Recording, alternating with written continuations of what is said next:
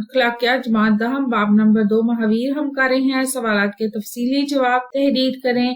इसका सवाल नंबर 2 है महावीर के हम असर रहनुमाओं के बारे में तफसील से लिखें। महावीर के हम असर मजहबी रहनुमा महावीर और गौतम बुद्ध, जैन मत और बुद्ध मत दोनों एक ही वक्त में ज़ुहूर पजीर हुए। इन दोनों में इस अहद के ज़हनी इनकलाब की अक्कासी पाई जाती है। ये दोनों मजहब ब्राह्मण मत के खिलाफ बगावत का मजहर है। दोनों रहनुमाओं ने तकरीबन एक ही उम्र के हिस्से में दुनिया को तर्क किया और रहबाना जिंदगी इख्तियार की। दोनों रहनुमाओं ने तर्क दुनिया के फलसफे को बुनियादी अहमियत दी। ये दोनों जात पात के निजाम के सख्त खिलाफ थे और दोनों मज़ाहिब में मुसावियाना दर्जे को नुमाया हैसियत दी गई। दोनों रहनुमाओं ने अहिंसा के असूलों को यकसा तौर पर तस्लीम किया। इन दोनों ने अपनी मजहबी फिक्र फलसफे की बुनियादी कदीम अनपसंदों के फलसफे पर रखी। इसके अकायद में ये नजरिया बुनियादी हैसियत का हामिल था कि इंतहाई बेजान चीज भी जिंदगी की हामिल है और वो दोबारा जिंदा होने की सलाहियत भी रखती है। ये अकीदा आज भी जैन मत का बुनियादी नस्बुल-ऐन है, मगर बुद्ध मत की तालीमात से ये नजरिया बिल्कुल मुख्तलिफ है। महावीर ने रूहानियत को भी जबरदस्त फरोग दिया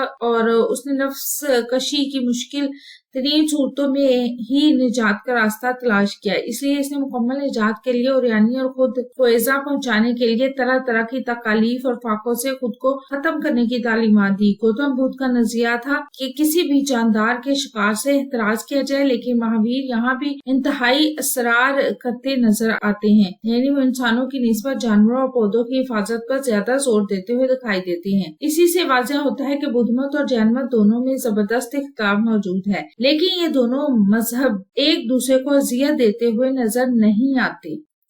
अगला है महावीर और गोशाल।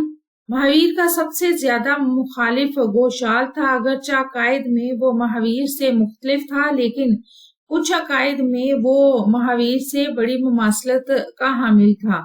मसलन हमेशा नंगे रहना और तमाम दुनियावी आसाइशों को त्याग देना यानी तर्क कर देना, ये सब जैन मत का नस्बुल-ऐन था।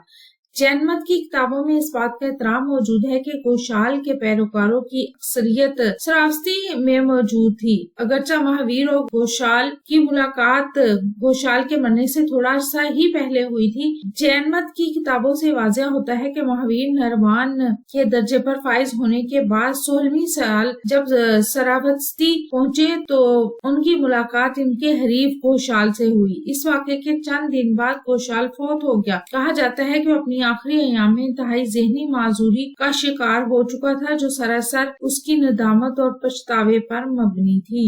महावीर और जमली। इस जमाने में जैन मत मुतअद्दिद तब्दीलियों का शिकार हो चुका था।